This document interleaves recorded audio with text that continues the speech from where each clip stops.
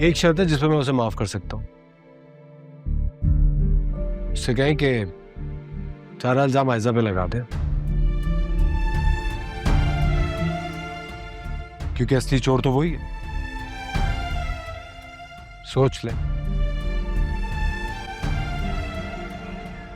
मेरी तालीम के बीच में जो जो रुकावट बन रहा है ना, कयामत के दिन सारों की गिरबान पकड़ूंगी मैं। अच्छी बात। कयामत के रोज जो दूसरों का गिरेबान पकड़ने का जहन बना के जाते हैं ना, उनको अपना गिरेबान दूसरों से छुड़ाने की फुर्सत नहीं होती। तो आपको मैं जालिम लगती हूँ, जुल्म करती हूँ मैं लोगों पे?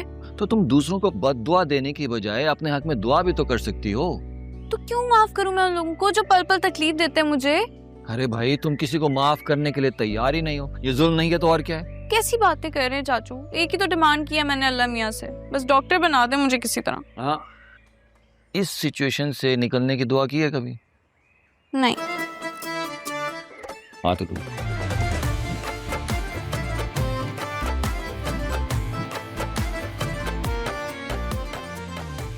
या अल्लाह, तानिया की ये मुश्किल आसान फरमा दो। आमीन।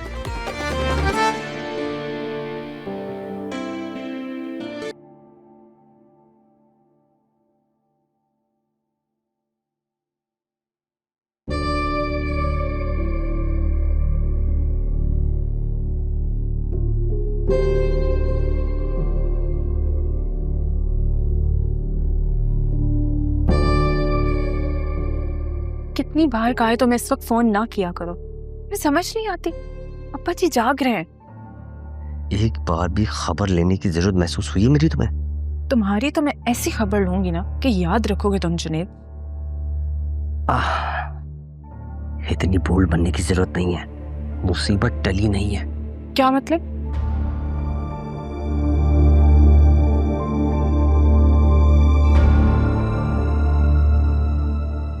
मतलब ये कि जैसे ही ताया जान सो जाए मुझसे छत पे आके मिलो। मैं नहीं आ रही मिलने। जेल की चक्की पीसनी है क्या? हाँ यार, मामला बहुत बिगड़ गया है। बस जैसे ही ताया बूस हुए फौरन छत पर आके मिलो मुझसे।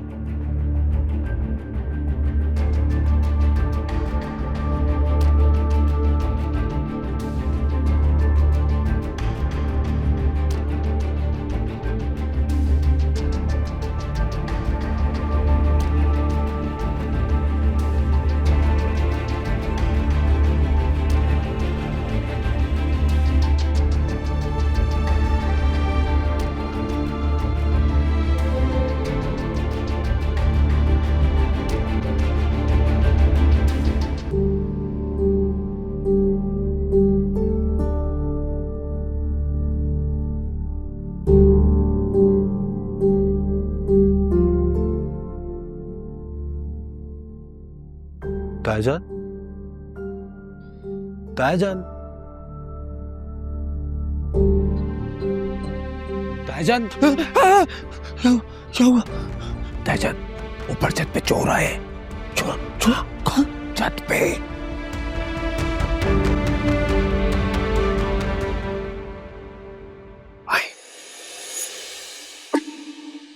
ये सारा मसला ना तुम्हारे करतूत की वजह से हो रहा है। जब मैं सुंबल से लैपटॉप ईंट रही थी तो तुम्हें क्या जरूरत पड़ी थी वहां तुम डबल गेम खेलने निकल पड़े।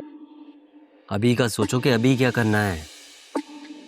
उमैर ने मुझे साफ साफ कह दिया कि अगर तुम्हें जेल जाने से बचना है तो सारा इल्जाम तुम पर लगा दो।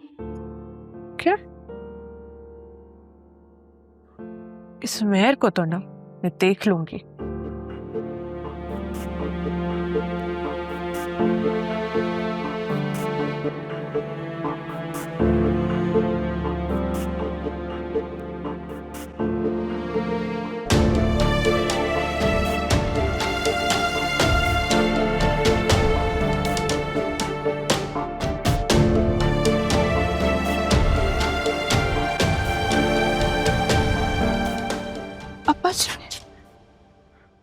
क्या बजी? क्या करिए तुम यहाँ पे रात के 11:30 बजे अंधेरे में अपने मंगेतर के साथ छुप के? मैं ताईजान, जो सवाल आपसे पूछने में मुश्किल हो रही है ना, वो मैं पूछ लेता हूं आपके सामने। चलो मान लेते हैं तुम दोनों कुछ गलत नहीं कर रहे थे, लेकिन इस बात का यकीन हम औरों को कैसे दिलाएंगे कि तुम दोनों कुछ गलत नहीं कर रहे थे? अब अगर इसी वाकये की कोई वीडियो बना के कोई पंचायत के सामने रख दे तो फिर ना तो मंगनी रहेगी और ना जिंदगी। ऐसी क्या मजबूरी थी आयजा जो हम सबके सोने के बाद इस तरह छुप के चोरों की तरह तुम यहां मिलने आई हो? कब से चल रहा है सब कुछ? बस कर दो उमैर अली, बस कर दो। क्या?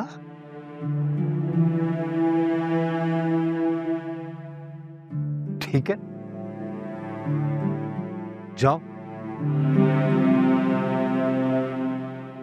सीढ़ियां देख के उतरना, फिसल गए तो दूसरी टांग भी टूट जाएगी।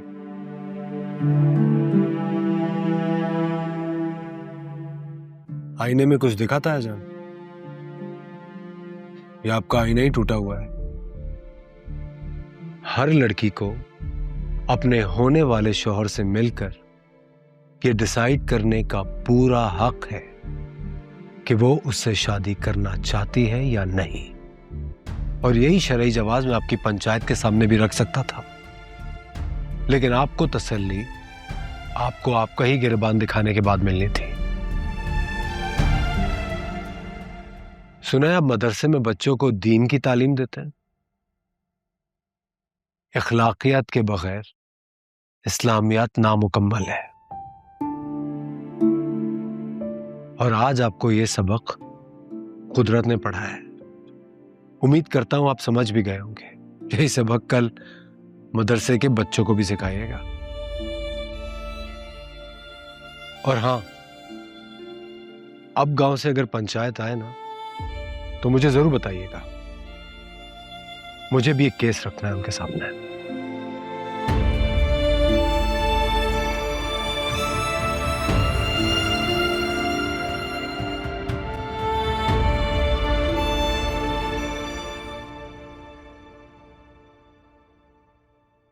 पता नहीं यार मैं अपनी स्टडीज कंटिन्यू कर पाऊंगी कि नहीं। लेकिन क्यों? इतनी छोटी सी बात पे इतनी बड़ी सजा कैसे दे सकते हैं वो तुम्हें? बात छोटी सी नहीं है। मेरे खानदान वाले तो को एजुकेशन पे इतना ड्रामा क्रिएट कर रहे थे, अब तो सुंबल वाली बात हो गई है। पता नहीं अब क्या हो। तो सुंबुल की गलती है ना, तुम्हारा क्या कसूर है इसमें? पता नहीं यार, मैं उस घर में पैदा ही क्यों हुई हूँ। अच्छा एक बात तो बताओ, उमैर की और सुंबुल की एंगेजमेंट क्या खत्म हो गई है? अरे वैसे ही पूछ रही हूँ। हमारे खानदान में ना अगर एक बार मंगनी या शादी हो जाए तो टूटा नहीं करती। मतलब मैं उमैर को अपने दिल से निकाल दूं? नहीं, एक्चुअली हमारी तरफ ना 4-4 दफा लोग शादियां कर ही लेते हैं। एक्चुअली हमारे गांव में हमारे बड़े बुजुर्ग जितने भी हैं ना, उन्होंने तो 4-4 शादियां ऑलरेडी कर रखी हैं।